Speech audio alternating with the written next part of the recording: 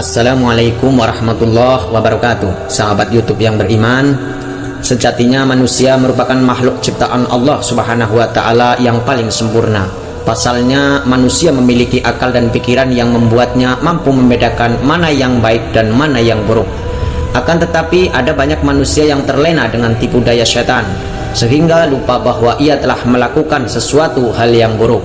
Bukan hanya sekedar buruk, perbuatan tersebut bahkan menyebabkan orang yang melakukannya mendapatkan laknat dari Allah Subhanahu wa Ta'ala dan para malaikatnya. Tentunya hal ini termasuk perbuatan dosa besar. Apakah Anda tergolong di dalamnya? Sungguh merupakan kerugian yang sangat besar buat orang-orang yang masuk dalam golongan hadis yang diriwayatkan oleh Ibnu Abbas radhiyallahu anhu. Siapa yang mencela sahabatku, maka ia akan mendapat laknat Allah dan para malaikat dan semua manusia. Hadis riwayat Tabrani. Mencela sesama saudara mukmin ini suatu hal yang dilarang oleh Allah dan Rasulullah Shallallahu Alaihi Wasallam. Allah Subhanahu Wa Taala berfirman, "Hai orang-orang yang beriman, janganlah sekumpulan orang laki-laki merendahkan kumpulan yang lain. Boleh jadi yang ditertawakan itu lebih baik dari mereka. Dan jangan pula sekumpulan perempuan merendahkan kumpulan lainnya. Boleh jadi yang direndahkan itu lebih baik. Dan janganlah suka mencela dirimu sendiri dan jangan memanggil dengan gelar yang mengandung ejekan. Seburuk-buruk panggilan adalah panggilan yang buruk sesudah beriman, dan barang siapa yang tidak bertobat, maka mereka itulah orang-orang yang zalim." Quran Surat Al-Hujarat. Rasulullah SAW bersabda, "Mencaci orang Islam atau orang Muslim adalah perbuatan fasik dan membunuhnya adalah perbuatan kufur." Hadis riwayat Bukhari Muslim. Dalam hadis lain Rasulullah SAW bersabda, "Seorang Muslim itu bersaudara terhadap Muslim lainnya. Ia tidak boleh menganiaya dan menghinanya. Seseorang cukup dianggap berlaku jahat karena ia menghina saudaranya sesama Muslim." Hadis riwayat Muslim.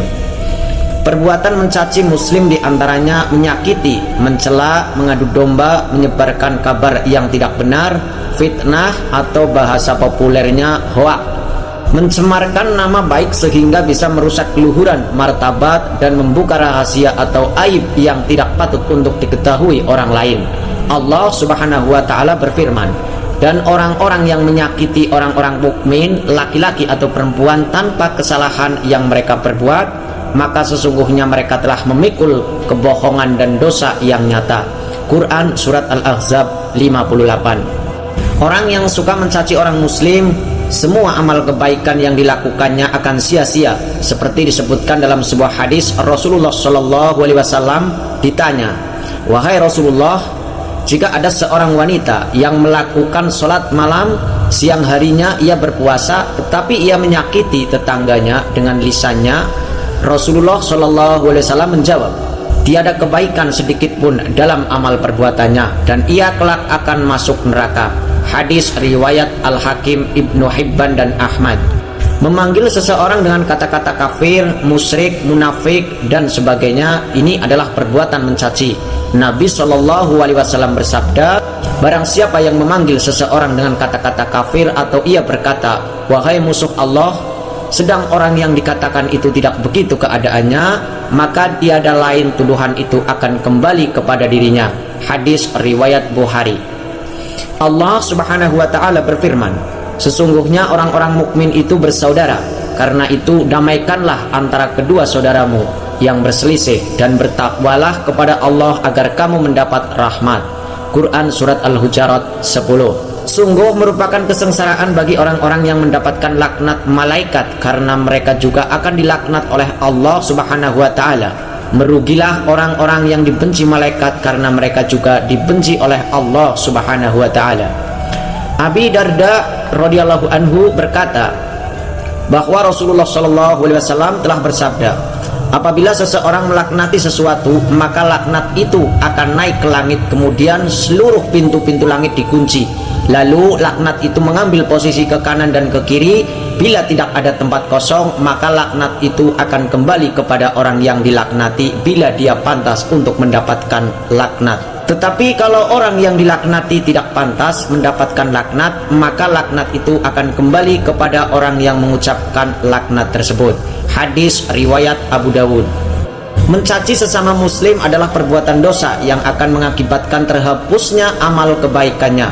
Maka sudah semestinya kita sebagai mukmin yang beriman, kita harus bisa menjauhi perbuatan itu dengan berdoa memohon kepada Allah Subhanahu wa taala agar dihilangkan segala prasangka buruk di hati kita terhadap sesama muslim lainnya. Abu Hurairah radhiyallahu anhu berkata bahwa Rasulullah sallallahu alaihi wasallam telah bersabda, "Jauhilah olehmu prasangka, sebab prasangka adalah sejelek-jelek pembicaraan." Janganlah kamu saling mencari kejelekan orang lain, janganlah saling bermegah-megahan, dan janganlah saling dengki-mendengki, janganlah saling menggumbar emosi, dan janganlah saling menjauhi. Jadilah kamu hamba-hamba Allah yang bersatu dan bersaudara sebagaimana yang telah diperintahkan Allah kepadamu. Seorang muslim dengan muslim lainnya adalah bersaudara yang diantara mereka dilarang saling menganiaya, saling menghina, dan saling meremehkan. Takwa adalah di sini. Sambil Rasulullah memberi isyarat ke dada, cukuplah seorang muslim dikatakan melakukan kejelekan apabila dia menghina sesama muslim. Seorang muslim dengan muslim lainnya harus saling menjaga darah, kehormatan, dan harta kekayaannya. Hadis riwayat Bukhari dan Muslim. Golongan berikutnya yang akan dilaknat oleh Allah dan para malaikatnya ialah orang-orang yang menghalangi dalam menegakkan kebenaran. Dalam hal ini sebagaimana ditegaskan dalam hadis berikut, barang siapa membunuh dengan sengaja maka ia berhak dikisos, balas dengan bunuh. Dan barang siapa menghalangi antara keluarga korban dengan pelaku untuk melakukan kisos, maka ia mendapat laknat Allah dan para malaikat.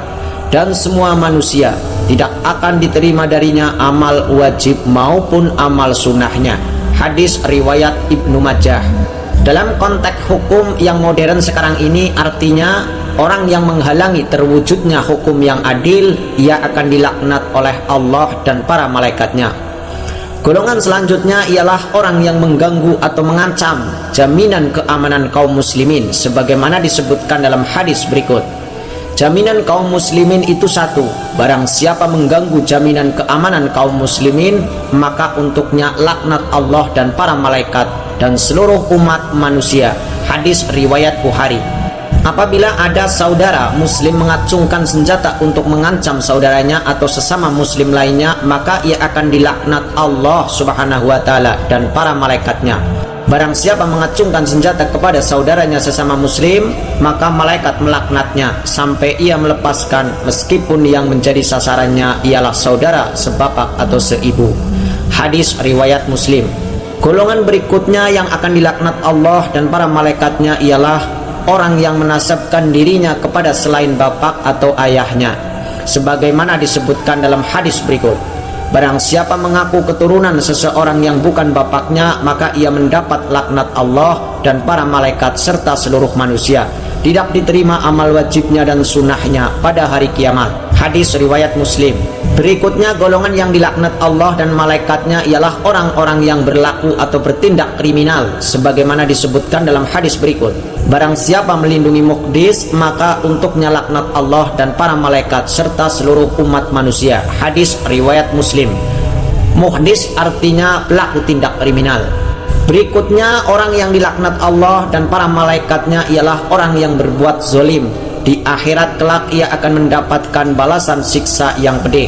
Hal ini sebagaimana disebutkan dalam hadis berikut. Rasulullah SAW pernah berdoa, "Ya Allah, siapapun yang menzalimi penduduk Madinah atau menakuti mereka, maka jadikanlah ia takut. Untuknya laknat Allah dan para malaikat serta seluruh manusia." Hadis riwayat Tabrani. Sungguh jika hal ini menimpa pada diri kita, sungguh kerugian yang teramat besar. Na'udzubillahi min dzalik. Semoga dengan mengetahui hal-hal ini kita bisa lebih berhati-hati dalam berucap dan bertindak, sehingga kita tidak termasuk dalam golongan orang-orang yang dilaknat Allah Subhanahu wa taala dan para malaikatnya. Semoga kita semua selalu dilindungi Allah dari hal yang tidak baik yang dilaknat Allah dan malaikat. Amin amin ya rabbal alamin. Demikian yang dapat saya sampaikan, semoga bermanfaat. Lebih dan kurangnya mohon dimaafkan. Yang benar datangnya dari Allah Subhanahu wa taala yang maha benar, dan yang salah, hilaf atau keliru itu datangnya dari saya pribadi sebagai manusia biasa yang tidak pernah luput dari salah, hilaf dan dosa. Akhirul kalam, billahi taufik wal hidayah wal ridho wal inayah. Wassalamualaikum warahmatullahi wabarakatuh. Barakallah.